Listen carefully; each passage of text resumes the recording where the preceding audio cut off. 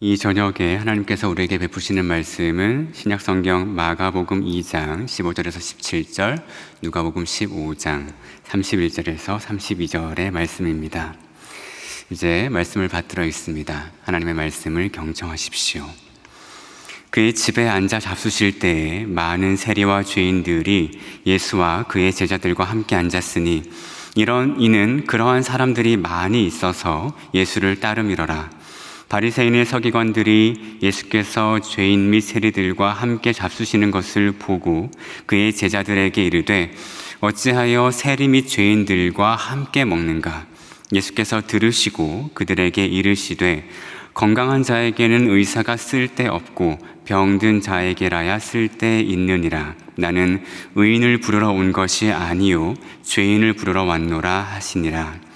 누가복음의 말씀입니다. 아버지가 이르되 너는 항상 나와 함께 있으니 내 것이 다 내 것이로되 이 내 동생은 죽었다가 살아났으며 내가 잃었다가 얻었기로 우리가 즐거워하고 기뻐하는 것이 마땅하다 하니라. 아멘.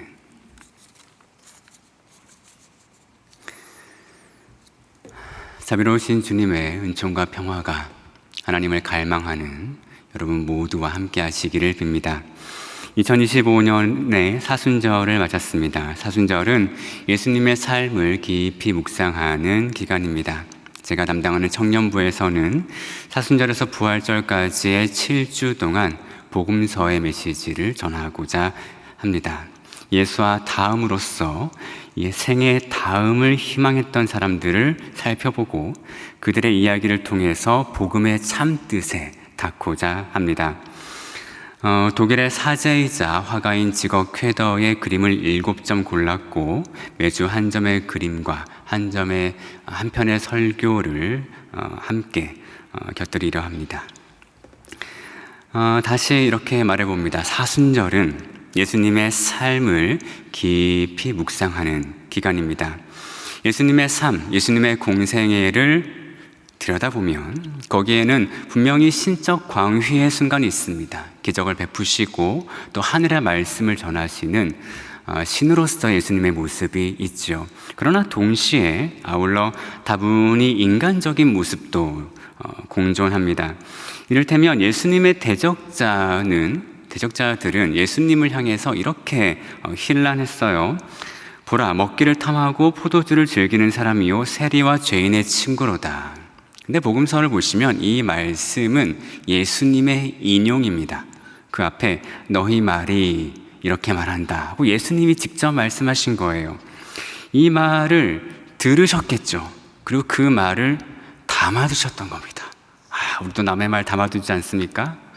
그리고 그 말이 거슬리셨던 것 같습니다. 이걸 요즘 젊은 사람들 표현으로 긁혔다 이렇게 합니다. 예수님 긁히셨어요. 예수님의 인간적인 면모를 발견합니다. 아무튼 그 적대자들이 보기에도 예수님의 주요한 사역은 먹고 마시는 것이었습니다. 세리 및 죄인들과 먹고 마시는 일, 이것이 예수님의 주요한 사역이었는데 먹는 것 그 자체가 가장 인간적인 일 아니겠습니까? 그래서 이 사역은 예수님의 인성을 도드라지게 드러낸다, 이렇게 말씀드릴 수 있겠습니다. 함께 먹는 일에 대해서 생각해 봅니다. 먹는 일은 기본적으로 몸의 일이죠. 그래서 개인의 일입니다. 내가 먹는다고 옆 사람이 배부르지 않고 옆 사람이 먹는다고 내가 배부르지 않아요. 철저하게 개인의 일입니다. 반면 함께 먹는 일은 사회적인 일이죠. 우리가 식탁에 둘러앉는 순간 거기에는 사회적 질서와 의미가 작동합니다. 식당에서 상석에 앉는 사람이 높은 지위를 지니죠. 식사 자리에서 말을 많이 하는 사람이 대개 권력의 우위를 차지합니다. 그래서 함께 먹는 일은 사회적인 일이에요. 그래서 마음의 일입니다. 내가 그 자리 딱 보니 높은 사람인데 나를 상석에 안 앉히면 우리 살짝 긁히잖아요. 함께 먹는 일은 사회적인 일입니다. 그래서 보면 홀로 먹는 일은 개인의 경건하고 연관이 있어요. 먹을 때 우리가 감사하죠. 또 먹지 않는 것은 우리가 금식이라고 하지 않습니까? 이것은 개인의 경건과 관계가 있습니다. 그런데 함께 먹는 일은 그 자체로 사회적 영성과 연결됩니다. 평화와 공존이죠. 그러므로 식탁은 개인적 영성과 사회적 영성이 만나는 자리입니다. 바리새파 사람들은 예수님과는 그 신앙과 영성에 대한 이해가 달랐어요. 그래서 그들은 예수님의 식탁 모습을, 그 장면을 받아들일 수가 없었습니다. 그 의미를 몰랐어요. 그들이 예수님을 비난하며 묻습니다. 어찌하여 세리 죄인들과 함께 먹는가? 그들은 예수님 식탁의 구성원들을 문제 삼았습니다. 그것이 오늘 본문의 발단이죠. 이제 오늘 본문을 소재로 하는 직업회더의 그림을 함께 보시겠습니다. 이 그림의 시선은 식탁 주인으로 보입니다. 식탁 주인의 얼굴은 나오지 않아요. 다만 그의 손이 그림 맨 아래 등장하는데 손에 십자가 모양의 성흔, 스티그마타가 있는 것으로 보아서 예수님이죠. 이 식탁은 예수님께서 베푸시는 자리입니다. 예수님 정면에는 7명의 제각기 다른 사람들이 둘러앉아 있는데 맨 오른쪽부터 한번 보시겠습니다. 오른손에 붕대를 감은 파란 셔츠의 사람, 아프리카계 남성으로 보입니다. 왜 다쳤을까요? 아마 험한 노동을 하다가 혹은 내전에 동원되어 전쟁을 치르다가 다쳤을 수 있습니다. 그러나 그 부상에서도 불구하고 그의 표정은요, 순하고 부드러워 보입니다. 그 옆에 붉은 옷의 여인이 있습니다. 머리에 숄을 쓴 것을 보아서 어딘가 신분이 높아 보입니다. 아마 지체 높은 부인으로 보여요. 근데 이 여인의 표정을 보십시오. 좀 뚱합니다. 그리고 몸짓은 턱을 괴고 있어요. 이 자리에 관심이 없다는 뜻입니다. 그래서 그런지 이 여인은 식탁의 주인이 베푼 빵과 음료를 받아들지 않습니다. 이곳에 함께 있지만 마치 함께 없는 것처럼 굴고 있습니다. 그 옆에 있는 사내는 두터운 안경을 썼습니다. 턱수염을 길렀죠. 학자로 보입니다. 이 사람의 표정은 어떻게 보이십니까? 제 눈에는 냉소적으로 시니컬하게 보입니다. 이 사람은 함께 대화를 하지만 이 식탁에 몸을 붙여서 참여하기보다는 몸을 한 발자국 이렇게 띄어서 이 식탁을 분석하고 평가하는 그런 학자처럼 보입니다. 그리고 가운데에 자리한 사람은 어릿광대죠. 어릿광대는 그 표정이 기이합니다. 웃음과 울음이 공존하는 그런 표정이죠. 그래서 제 눈에 이 어릿광대는 모든 인간을 대변하는 것 같아요. 우리가 겉으로는 웃으면서 속으로는 울 때가 얼마나 많습니까? 그런 인간의 실존을 보여주는 인물 같습니다. 그 옆에 있는 사람은 파란 두건을 쓴 노파이지요. 눈을 감은 채 고개를 떨고 왔습니다. 이 눈을 감은 것으로 그가 시각장애인이다 이렇게 볼 수도 있지만 제 눈에 이 노파는 스스로 책망하는 것처럼 보입니다. 나는 이 자리에 있을 자리가 없어. 나는 자격이 없어 하면서 스스로 단죄하는 것처럼 보입니다. 그리고 그 옆에 붉은 드레스에 좀 가슴이 패인 옷을 입은 여인이 있어요. 신학자인 마사 손택이라는 사람의 짐작에 따르면 이 여인은 매춘부입니다. 그래서 그런가요? 모든 사람이 예수님을 바라보는 모든 사람이 예수님과 눈을 맞추고 있는데 이 여인만은 예수님의 시선 밖에 있어요. 약간 예수님의 오른쪽 허공을 바라보고 있습니다. 그래서 저는 질문해 봅니다. 그의 시선이 회피하는 것은 무엇인가? 또 그의 시선이 갈구하는 것은 무엇인가? 우리 다 누군가의 시선을 회피하면서 또 무엇을 또 갈구하면서 살아가지 않겠습니까? 역시 우리의 자화상이겠습니다. 맨 왼쪽의 남자는 목에 뭘 둘렀죠? 탈릿입니다. 유대교의 랍비가 두르는 목도리 같은 건데요. 유대교의 랍비죠. 그의 표정이 제가 보기에는 좀 지쳐 보입니다. 이것이 과한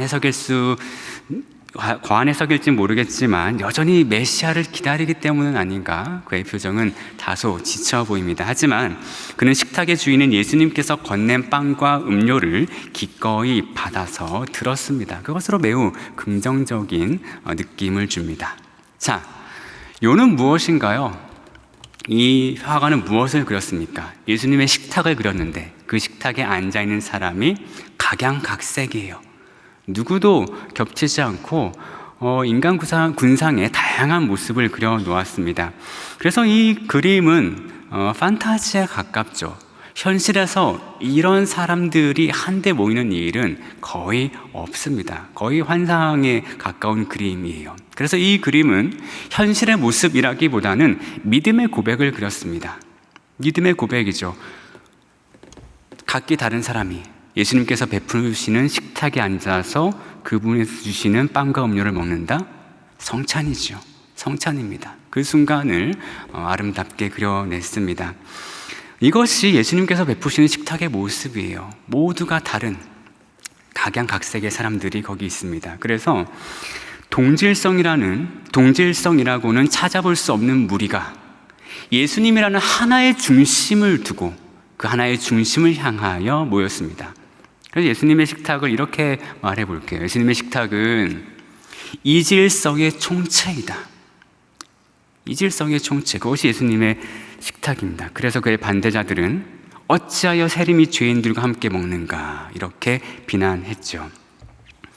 그의 비난자들, 예수의 비난자들은 예수님의 식탁의 풍경을 참을 수가 없었습니다. 그분의 식탁에서 펼쳐지는 이질성을 견딜 수가 없었어요. 거기에는 내가 상종할 수 없는 혹은 상종해서는 안 되는 세리와 죄인이 있었기 때문입니다. 근데 우리가 유념해야 할 사실이 있습니다. 세리와 죄인을 직업과 도덕으로만 이해해서는 곤란합니다. 자, 세리는 좀 놔두고 죄인에 관해서만 말해 보겠습니다. 성경에서 죄인은 도덕법칙 이상의 얘기입니다. 무엇을 잘했고 잘못했고의 문제를 넘어서는 얘기입니다. 기본적으로 하나님을 신앙하는 사람은 힘써 선을 행해야 한다. 이것이 성경의 기본 법칙이죠. 근데 우리가 선을 행하다 보면 잘 될 때도 있지만 잘 되지 않을 때도 있어요. 성공할 때도 있지만 실패할 때도 있어요. 우리가 악을 저지르는 많은 경우를 보면 악한 의도로 악을 저지르기보다는 선한 의도로 악을 저지를 때가 많습니다. 그것을 이제 부지 중에 저지르는 악이라고 하죠. 그러면 사람은 그것을 처리해야 됩니다. 그것을 어떻게 처리하나요? 잘못을 깨닫고 뉘우치고 참회하고 또 그것을 성전에 나가서 속죄제를 통하여 해결을 해야 합니다. 그러니까 의인이나 죄인이나 누구나 잘못을 저지르는데 관건은 이 속죄의 절차를 적절하게 수행하는 사람은 보통 의인입니다. 그 사람을 의인이라고 불러요. 그러나 자기에게 쌓인 죄과를 처리하지 않고 속죄하지 않고 그대로 넘기는, 그래서 그것들이 쌓이게 놔두는 사람을 죄인이라고 부릅니다. 이것이 성경이 말하는 죄인과 의인에 관한 기본적인 구도입니다. 이건 뭐 괜찮죠. 옳습니다. 근데 문제는 뭔가요? 속죄제를 드리려면 돈이 필요합니다. 제사를 드리려면 제물을 사든지 제물을 가져와야 되는데 돈이 필요해요. 돈이 없으면 성전에서 제사를 못 드립니다. 그래서 그 당시 예루살렘의 주요한 수입원이 제일 매개로 하는 것이었어요. 거기에 이제 제사를 드리러 오는 사람들에게서 받는 돈, 그것이 그 도시의 주요한 수입원이었다고 예레미야스가 그렇게 말합니다. 그렇게 보면 성전 제사는 예수님 당시 그 밑바닥의 백성들 있지 않았겠습니까? 가장 밑바닥에 있는 백성들에게 그 제사는 있지만 없는 거예요. 누구나 드릴 수 있습니다. 그러나 누구나 드릴 수 없는 거죠. 돈이 없는 사람들은 그 제사를 여러 번 거듭해서 드리기 어려운 상황이었습니다. 그 당시 로마의 치하입니다. 그래서 여러분 아시다시피 로마는 세금을 걷어들이지 않겠습니까? 그 백성들은 로마의 세금을 내야 했습니다. 그리고 더불어서 그 지역이 돌아가려면 또 그 지역을 위한 수입원이 필요하겠죠. 그것들을 성전세라는 이름으로 걷어들였습니다. 그래서 그 당시 백성들은 이중의 세금에, 이중과세에 시달렸어요. 로마에게도 세금을 바쳐야 하고 성전에도 세를 바쳐야 했습니다. 그래서 당시에 그 밑바닥 백성들은 돈이 없어서 속죄제를 드리지 못했을 겁니다. 그렇게 따지면 그 당시에 죄인이라는 칭호는 우리가 생각하는 도덕적 완벽성과는 무관한 거예요. 오히려 처절한 가난의 표식에 가깝다, 이렇게 해야 하겠습니다. 하지만 성전 고위성직자들은 무정하고 또 매정하죠. 너가 돈이 없든 말든 그건 내 알 바 아니야. 어쨌든 너는 속죄제를 안 드렸잖아. 너는 죄인이야. 우리랑 어울릴 수 없어. 이것이 그들의 논리입니다. 이러한 논리를 대면서 아주 굵고 진한 선을 그어버립니다. 이것은 정치학이죠. 정치학입니다. 정치, 폴리틱스는 그 어원이 이렇습니다. 도시국가를 뜻하는 폴리스가 그 어원이지 않습니까? 그래서 정치는 기본적으로 도시국가의 형태를 주조하는 일입니다.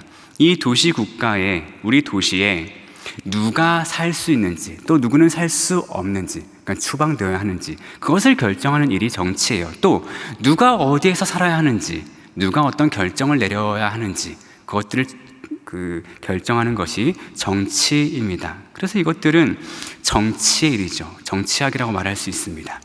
예루살렘의 고위성직자 집단은요, 거룩을 전면에 내세웠어요.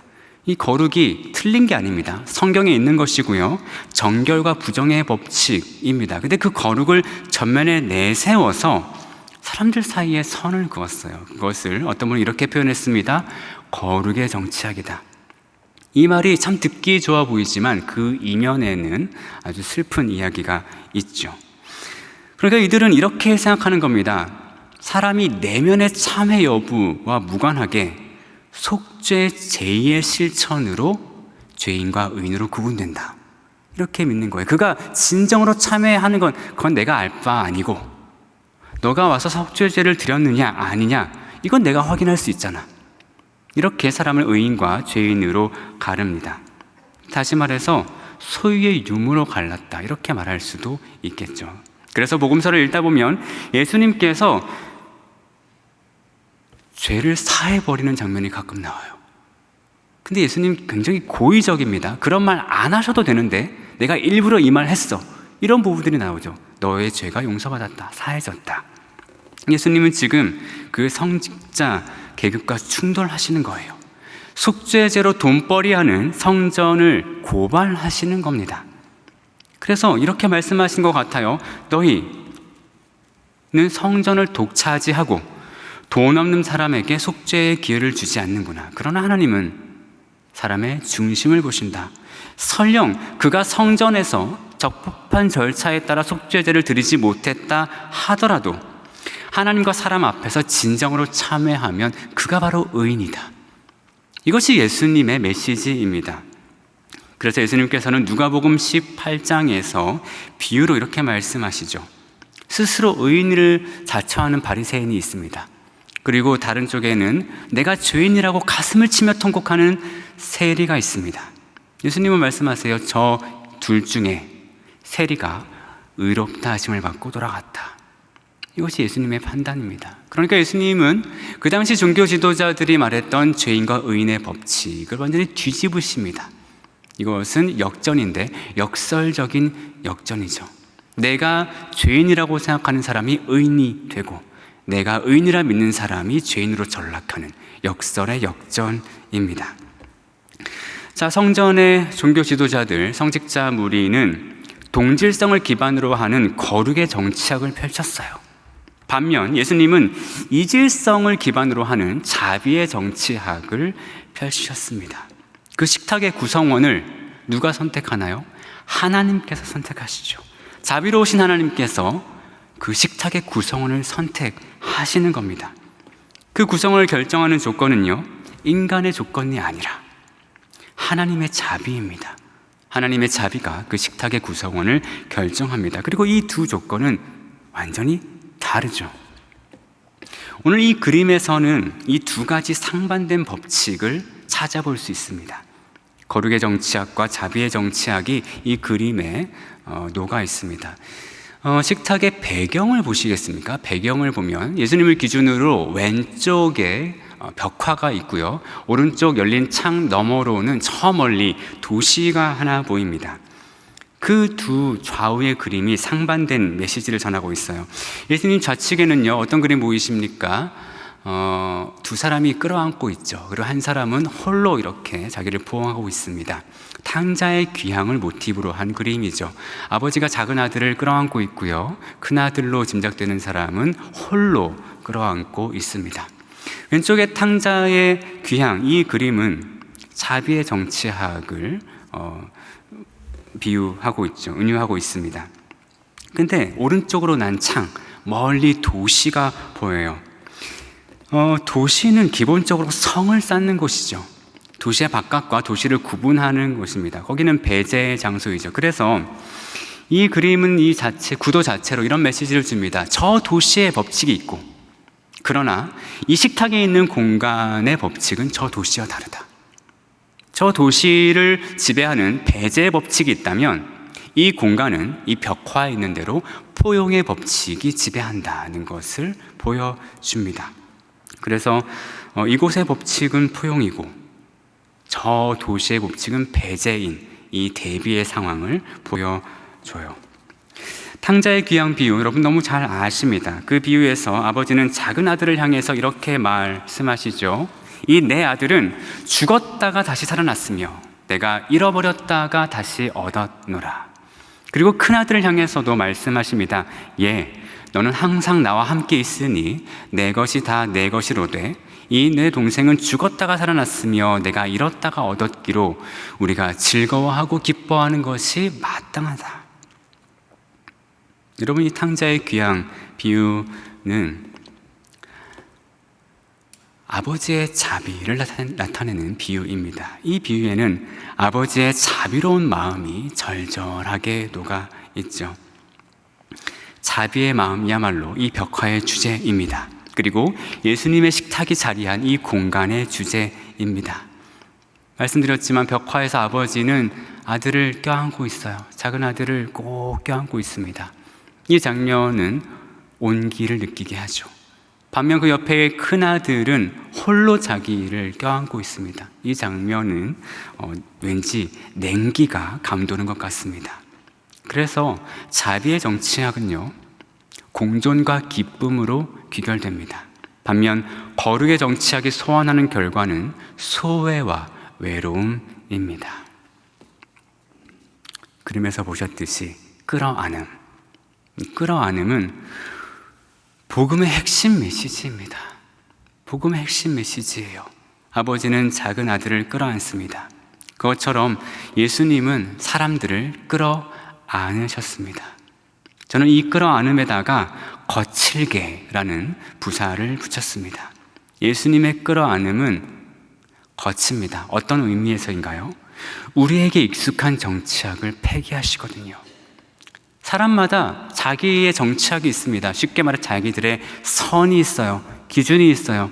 물론 중요합니다. 그것은 사람을 보호하기도 하고 각 사회에서 사람들이 자기 역할을 수행하며 살아갈 수 있게 해요. 그러나 도에 지나치면, 그것이 어느 수준을 넘으면 그것은 거룩의 정치학처럼 기능해서 사람과 사람 사이를 가르는 선으로 작용합니다. 우리 누구나 그런 선이 있죠.